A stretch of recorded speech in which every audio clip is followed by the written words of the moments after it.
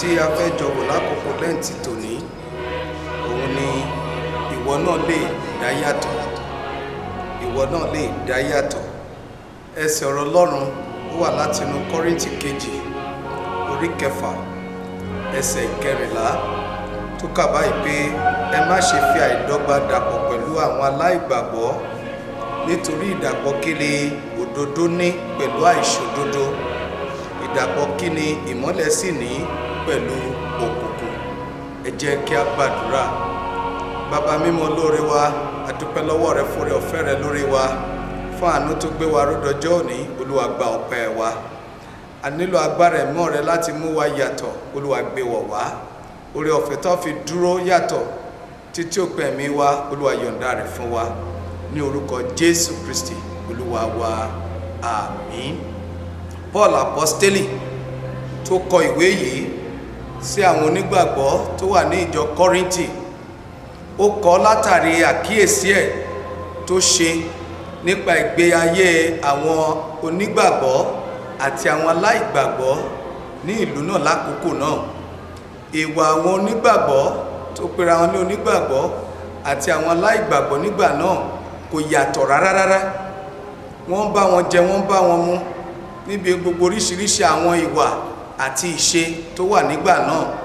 Ṣùgbọ́n láti lè mú kí ìyàtọ̀ wà láàrin wọn àti àwọn aláìgbàgbọ́, apostoli Paul kọ ìwé yìí sí wọn láti sọ fún wọn pé kò sí ìdọ́gba tó gbọ́dọ̀ wà láàrin wọn àti àwọn aláìgbàgbọ́. Ìyàtọ̀ gbọ́dọ̀ wà nítorí pé ẹni tí wọ́n gbàgbọ́ gẹ́gẹ́ bí Jésù Kristi, gẹ́gẹ́ bí Ọlọ́run alààyè, òun ni ìgbé ayé wọn ló gbọ́dọ̀ fi ògo fún, àti ìlànà àti òfin tó fi sílẹ̀ ni wọ́n gbọ́dọ̀ tẹ̀lé.